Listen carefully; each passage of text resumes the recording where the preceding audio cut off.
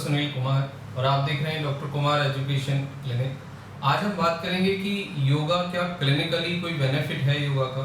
क्या यौगिक व्यायाम करने से रेगुलरली आपको शारीरिक लेवल पे, मानसिक लेवल पे और इमोशनल लेवल पे कुछ फ़ायदा होता है। क्या यौगिक व्यायाम से आपकी बीमारियां ठीक होती हैं, क्या आपकी हेल्थ इंप्रूव होती है। तो ये सब सारे जो सवाल हैं हम इनके जवाब देंगे इस वीडियो में और आपको ये क्लियर करेंगे कि क्लिनिकल साइंस क्या कहती है about the yoga and meditation. सबसे पहली बात यह है कि यौगिक व्यायाम भी एक व्यायाम ही है, एक एक्सरसाइज ही है और रेगुलर यौगिक व्यायाम करने से आपको मानसिक रूप से, शारीरिक रूप से और भावनात्मक रूप से फायदा होता है। ये क्लिनिकली प्रूवन है। अब मैं सेकंड पॉइंट पे आता हूँ कि आपको सबसे पहले फिजियोलॉजिकल लेवल पे क्या फायदे होते हैं। जो आपका मेटाबॉलिक रेट है, यानी आपको भूख लगती है, आपको प्यास लगती है, फिर आपका खाना एब्जॉर्ब होता है और उसके बाद डिस्ट्रीब्यूशन होता है, एक्सक्रीशन होता है। तो सबसे पहली बात समझने की ये है कि फिजियोलॉजिकल लेवल पे, मेटाबॉलिक लेवल पे आपको यौगिक व्यायाम करने से रेगुलर क्लिनिकली बहुत फायदे होते हैं। आपको भूख प्यास प्रॉपर्ली लगती है, अच्छी नींद आती है और आपका जो एक्सक्रीटरी सिस्टम है, यानी कि बॉडी के अंदर जो क्लीनिंग वाला पार्ट है वो भी प्रमोट होता है। अब इसके बाद आते हैं कि हम हार्मोनल लेवल पे क्या इफेक्ट आता है। देखो, योगिक साइंस ये कहती है, योग पॉस्चर्स, योगा खाली एक पॉस्चर्स नहीं है, एक कनेक्शन है माइंड, बॉडी और ब्रेन का, आप इसे समझ सकते हैं, या इमोशंस, ब्रेन और आपकी बॉडी के साथ एक कनेक्शन है।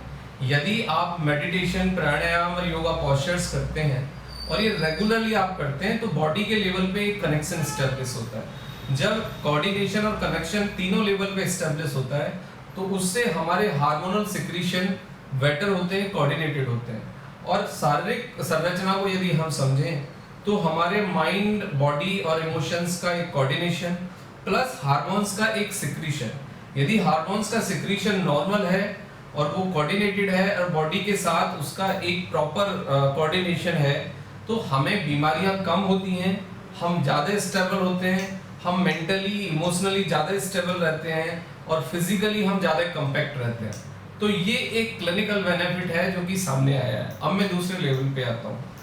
ऑक्सीजन के लेवल को इन्हांस करता है ब्रीथिंग एक्सरसाइज इन योगा, या ब्रीथिंग की जो टेक्निक्स है, जिस तरीके से ब्रीथ इन ब्रीथ आउट करते हैं ड्यूरिंग द योगा पोस्चर्स, उससे देयर इज नो डाउट कि आपका कार्बन डाइऑक्साइड ज़्यादा मतलब निकलता है और ऑक्सीजन आप ज़्यादा इनटेक करते हैं। मतलब जो एक्सचेंज ऑफ गैसेस है वो थोड़ा सा बेटर होता है, एक कनेक्शन एस्टेब्लिश होता है, बॉडी ऑक्सीडाइज होती है और बॉडी के अंदर जो टिश्यू है, जो सेल्स हैं, वो अच्छे से ऑक्सीजन को कैप्चर भी करते हैं। तो ये एक पॉजिटिव पार्ट है।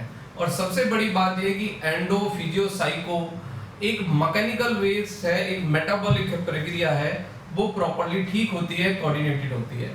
यदि आप रेगुलर व्यायाम करते हैं तो आपको दिल और दिमाग की बीमारी होने का खतरा लगभग 30% कम हो जाता है और आपको जो दिल और दिमाग के दौरे का जो रिस्क है वो 30% डिक्लाइन कर जाता है और दूसरी बीमारियों के होने की संभावना कम हो जाती है।